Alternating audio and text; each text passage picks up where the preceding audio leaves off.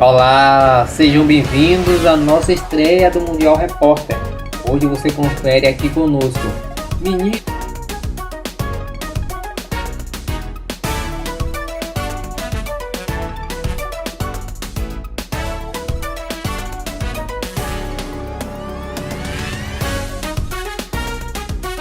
do flutuantes em calha em rio que secou na Amazônia. Embarcações levam mais tempo em viagem. Ator Kaique Brito recebe alta após 27 dias. Projeto de usinas em praia de Fortaleza pode derrubar a internet do Brasil e trava embate com operadoras. Ilha, que já foi prisão de segurança máxima no litoral, agora tem hotel e restaurante em São Paulo. Minha Casa Minha Vida. Quem recebe Bolsa Família ou BPC não precisará mais pagar parcela. Mais de 5 mil municípios realizam eleições para o Conselho Tutelares neste domingo. É agora no Mundial Repórter.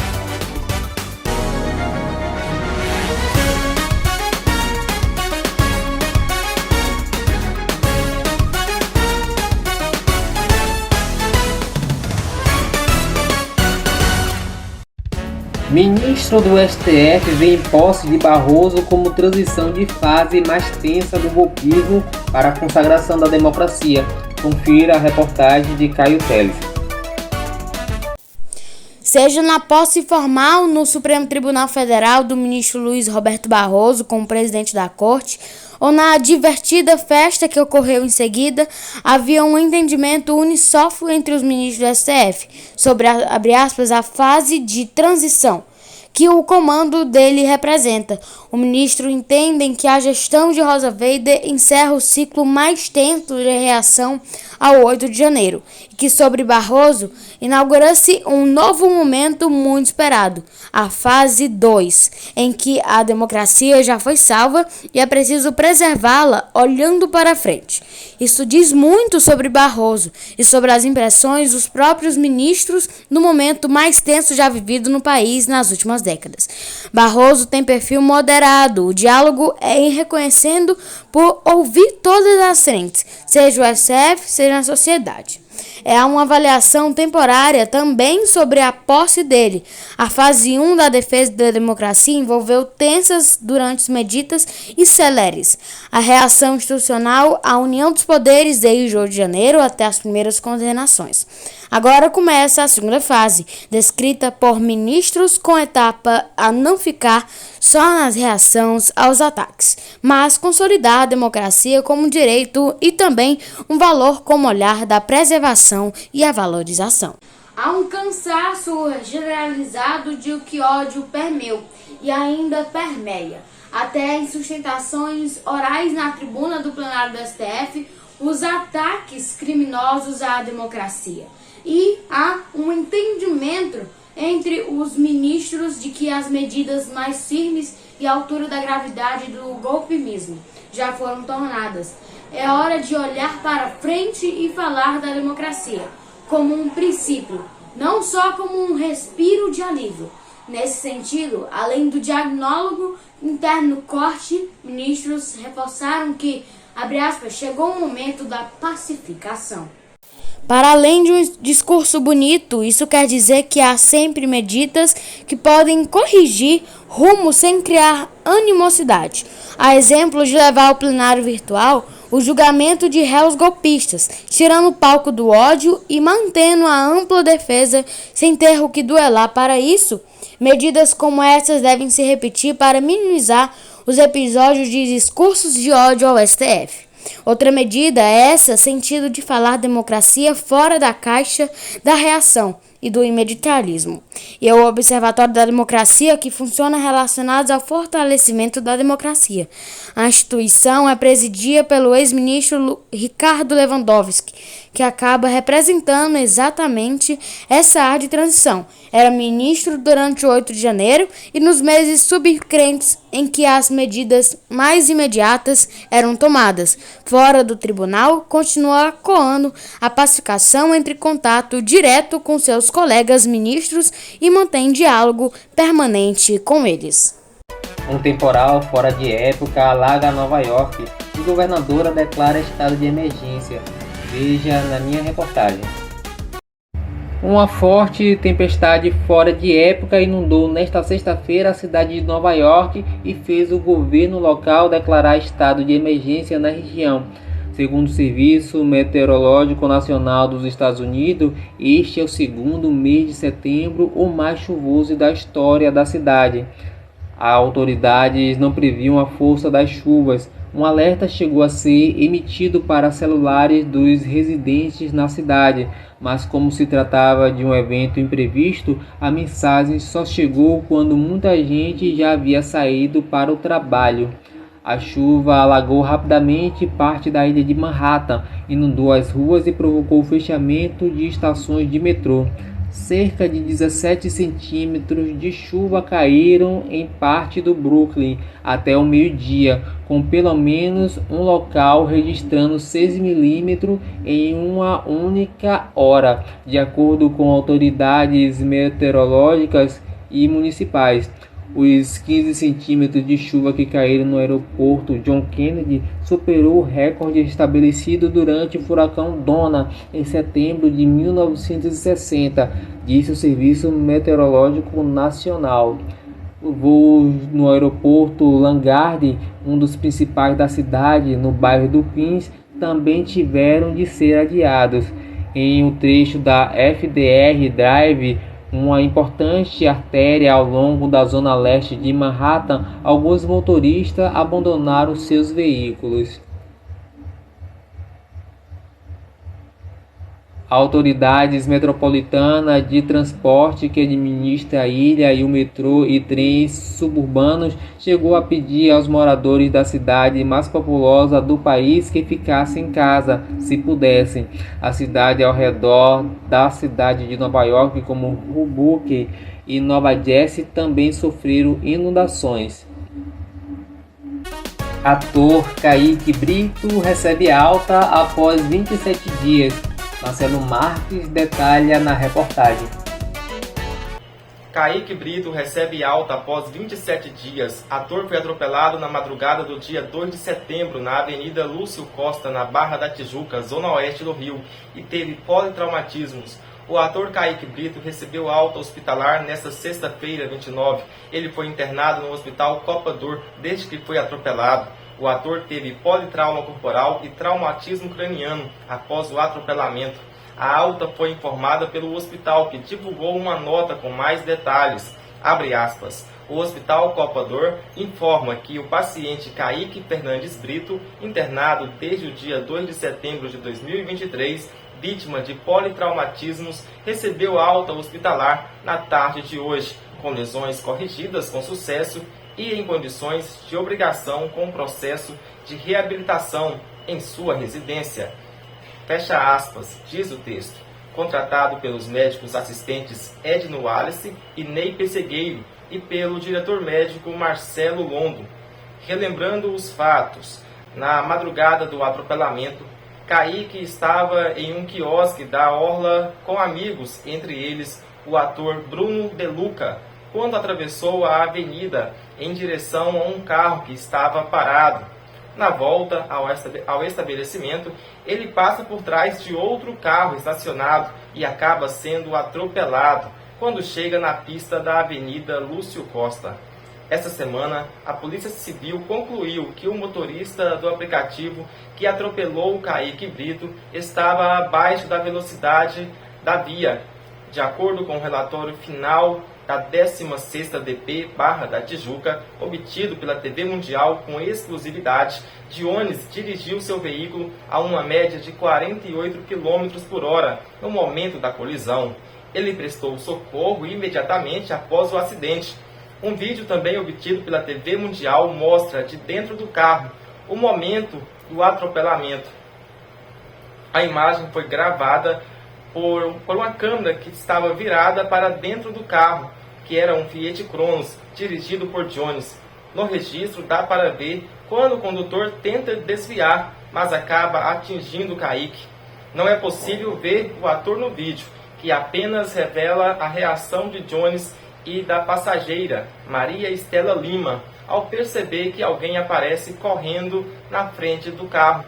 A Maria Estela reage, abre aspas, meu Deus, fecha aspas, e chega a ser interrompida pelo som do impacto antes de completar a frase. Projeto de usina em praias de Fortaleza podem derrubar a internet no Brasil e trava embate com operadoras. Veja na reportagem de Caio Teles. A Praia do Futuro é um dos locais mais visitados por fortalezenses e turistas. Quem vai ao local admirar o mar nem imagina que logo abaixo d'água há um embate ferrenho. Em jogo está, de um lado, o funcionamento da internet em todo o Brasil e, do outro, a garantia do fornecimento de água para os cearenses. O governo do estado defende a obra de uma usina que vai converter a água do mar em potável. Já as empresas telefônicas temem que a estrutura cause o rompimento de cabos submarinos que fornecem a internet. Fortaleza é a cidade brasileira que recebe cabos de fibra ótica que garante uma conexão rápida à internet diretamente da Europa. A partir da capital cearense, os cabos são estendidos até o Rio de Janeiro e São Paulo. O motivo é a maior proximidade da capital cearense com a Europa, cerca de 6.000 quilômetros. Conforme a Anatel, esses cabos são responsáveis por 99% do tráfego de dados. O Ceará, em especial a cidade de Fortaleza, é que garante uma interconexão com o Brasil com o resto do mundo, afirmou o ministro da Comunicação, Juscelino Filho, nesta quarta-feira, dia 27. Se os cabos forem rompidos, conforme a Agência Nacional de Telecomunicação, a Anatel, o país inteiro fica offline ou com internet bastante lenta. Para evitar o risco, a Anatel emitiu uma recomendação contratária, a instalação do projeto da usina de desinfectação. A medida parou com o projeto Interativa, agora é que a entrega de usina atrase pelo menos 6 meses. A prévia inicial era de que a usina teria a operação iniciada em 2025. A iniciativa da construção da usina de dessalinização é liberada pela Companhia de Água e Esgoto do Ceará, a CAGES. Conforme o projeto, a usina deve ampliar em 12% a oferta de água na Grande Fortaleza. O edital para a realização do projeto foi vencido pelo consórcio Águas de Fortaleza e o investimento previsto é a ordem de 3,2 bilhões de reais. Neuri Freitas, diretor-presidente da companhia, explicou que a distância entre os cabos e outras infraestruturas foi ampliada de 40 para 500 metros, contaminando a área do projeto da usina, que pode danificar os cabos para evitar riscos. Em nota, a campanha afirmou que fez alterações no projeto que custaram, abre aspas, na ordem 35 a 40 milhões de reais, fecha aspas. Segundo a empresa, conforme o projeto está sendo elaborado atualmente, a usina não apresenta nenhum risco ao funcionamento dos cabos submarinos localizados na Praia do Futuro. Com as novas medidas, a CAGES espera que a Anatel revista a medida que travou o andamento do projeto. Ilha, que já foi prisão de segurança máxima no litoral, agora tem hotel e restaurante de luxo em São Paulo. Veja a reportagem que eu preparei. Localizada em Ubatuba, a Ilha Anchieta, que já foi uma prisão de segurança máxima no litoral norte de São Paulo, vive hoje um momento muito diferente do seu passado histórico. Com atrativos concedidos à iniciativa privada, o local agora conta com hostel, restaurante para receber turística. Anchieta é a segunda maior ilha do estado, com cerca de 826 km². Em 1942, passou a manter os presos mais perigosos. Tornou-se uma prisão de segurança máxima. Também foi palco de uma das mais sangrentas rebeliões do país, que deixou 25 mortos e ficou conhecida como a Chacina de Anchieta. Em abril deste ano, a Fundação Florestal do Governo de São Paulo, que segue à frente da gestão da Ilha Anchieta, assinou um contrato para a permissão do uso por 10 anos de uma empresa chamada Hebron Fiore, vencedora da concorrência. O contrato não transfere à iniciativa privada a gestão total da ilha, apenas permite a operação de serviço turístico como hospedagem, alimentação e atividade de lazer e estrutura já existente que não era explorada pela Fundação Florestal. Não são permitidas novas construções na ilha e o espaço histórico onde estão as ruínas do antigo presídio não pode ser usado comercialmente. A operação começou oficialmente no dia 23 de setembro. Atualmente, o Parque Estadual da Ilha Chiita conta com 3 edificações destinadas à hospedagem, uma lanchonete e banheiro e uma churrascaria para locação. As hospedagens ficam em um local onde funcionava a unidade de saúde e uma escola na época em que a ilha era um presídio. Segundo o contrato, a permissionária não tem permissão de construir nada novo e nem usar as ruínas das celas. Por conta disso, foi usada a adaptação à estrutura que já era utilizada antes do contrato. Além das praias que cercam a ilha, o local conta com outros atrativos turísticos como trilhas e mirante. Em relação aos atrativos turísticos, o parque oferece roteiro de visita à estrutura como um centro de visitantes e a capela e as ruínas do antigo presídio. Ao total são 7 praias: a Praia do Sapateiro, Praia do Presídio, Praia das Palmas, Praia do Engenho, Praia do Sul, Praia do Leste e a Praia de Fora. Em 1942, a ilha se tornou sede do Instituto Correcional, prisão para os bandidos mais perigosos da época. O local foi escolhido para isolar os criminosos da sociedade. Há registro de que o local chegou a abrigar até 480 homens. A segurança era feita por 49 militares da Força Pública, que servia no destacamento 314, responsável pela ilha Chiita, e respondia ao 5º Batalhão de Caçadores de Taubaté, atualmente Batalhão da Polícia Militar. Além dos militares, 22 guardas do presídio faziam a vigia dos pavilhões. No entanto, os vigias não tinham autorização para portarem armas de fogo. Como a ilha é um local isolado, quente e úmido e que gerava reclamações e problemas de saúde em quem estava recluso nas condições, além disso, há relatos de que, com a distância do continente e monitoramento, os presos eram torturados. Em 1947, o então secretário de Segurança Pública, Rodoaldo Gonçalves Maia, foi pessoalmente ao presídio para tentar conter a violência que tomava conta do presídio. Em 1952, o local foi palco de uma das mais sangrentas rebeliões vistas no país. Os presos desarmaram um soldado e invadiram a casa de militares que ficavam no local e fizeram todos refém. Todas as celas foram abertas e alguns deles conseguiram fugir em uma das lanchas usada para transporte de quem chegava à prisão. O resultado da rebelião, segundo o inquérito policial, foi de 25 mortos, sendo 15 detentos e 10 agentes estatais. Dos 129 fugitivos, 108 foram recapturados e 6 detentos foram dados como desaparecidos. Em 1955, o restante dos detentos que permaneceram na colônia correcional foi transferido para a Casa de Custódia de Taubaté e o presídio da Ilha Chiita foi oficialmente desativado.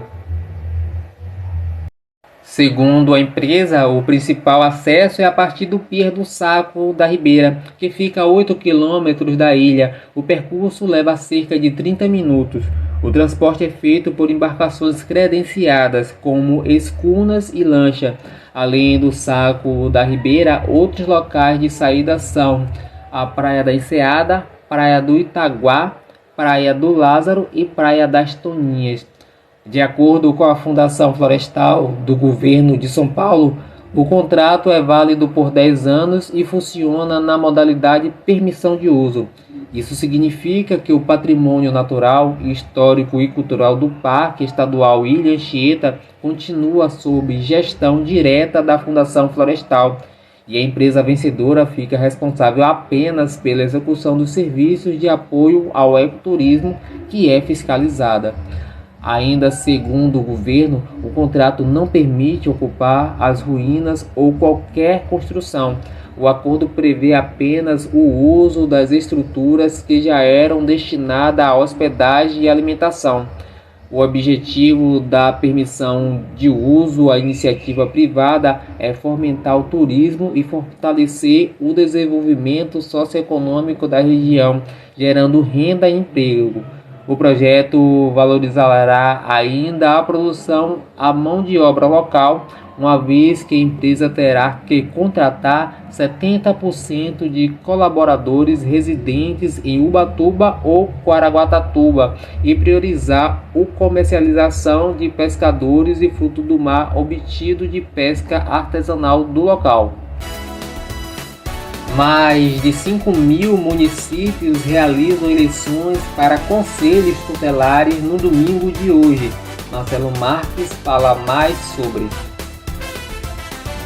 Mais de 5.000 municípios realizam eleições para conselhos tutelares neste domingo. O conselho é responsável pela proteção dos direitos de crianças e adolescentes. Para votar, é necessário ter título de eleitor e domicílio eleitoral na cidade do órgão. Voto é facultativo. Mais de 5,5 mil municípios brasileiros e do Distrito Federal vão às urnas neste domingo para escolher os novos conselheiros tutelares do país. Os conselhos tutelares são órgãos permanentes, independentes e zelam pelo direito das crianças e dos adolescentes, entre outras funções. O Conselho Tutelar é responsável por fiscalizar e monitorar entidades de atendimento infanto-juvenil, tanto do poder público quanto da sociedade civil. Segundo dados da Secretaria Nacional dos Direitos da Criança e do Adolescente, o Brasil conta atualmente com 6.100 conselhos tutelares, distribuídos por 5.570 municípios e entidades administrativas. Cada conselho possui 5 membros titulares. A legislação ainda determina que as eleições de conselheiros tutelares deverão ocorrer no primeiro domingo do mês de outubro do ano subsequente à eleição presidencial. Sendo assim, o pleito ocorrerá neste domingo, das 8 às 17 horas. Ao todo serão escolhidos mais de 30.000 conselheiros. Quem pode votar? Bom, para eleitor é necessário ser maior de 16 anos, ter título de eleitor e domicílio eleitoral no município. O voto é secreto, direto, facultativo e só é permitido escolher um candidato. A votação por meio de urnas eletrônicas está disponível apenas em alguns municípios. O processo é feito com o apoio da Justiça Eleitoral. Onde é possível votar? Bom, a votação local nem sempre é a mesma das eleições gerais, por isso é importante verificar antes o endereço no site do Tribunal Regional Eleitoral ou no site da Prefeitura. Quantos conselheiros serão eleitos? Bom, ao todo serão eleitos 5 conselheiros titulares por conselho e suplentes para a carga, com mandato de 4 anos. Se quiser se reeleger, o conselheiro tem que se candidatar novamente. O salário varia de acordo com o município ou regiões administrativas. No Distrito Federal, por exemplo, o salário de um conselheiro chega a R$ 6.300. Já em cidades menores, há conselheiros que recebem R$ 1.500. A carga é de dedicação exclusiva. O que é necessário para se candidatar ao cargo? O Estatuto da Criança e do Adolescente, o ECA, determina que para se candidatar ao cargo de conselheiro tutelar é necessário ter idade igual ou superior a 21 anos, residir no município e ter reconhecimento de idoneidade moral. Além disso, cada município pode colocar em seu edital novos requisitos, como, por exemplo, a realização de um exame de conhecimento específico. Também é preciso se candidatar no prazo determinado para cada município ou região. O que faz um conselho tutelar? Os conselheiros tutelares têm como missão proteger crianças e adolescentes que tenham seus direitos violados ou ameaçados. A atuação desses profissionais está diretamente ligada à obtenção de denúncias e ações de fiscalização. Você acabou de assistir Mundial Repórter aqui na tela da TV Mundial. Para rever nossas reportagens é só voltar aqui na Web TV Mundial.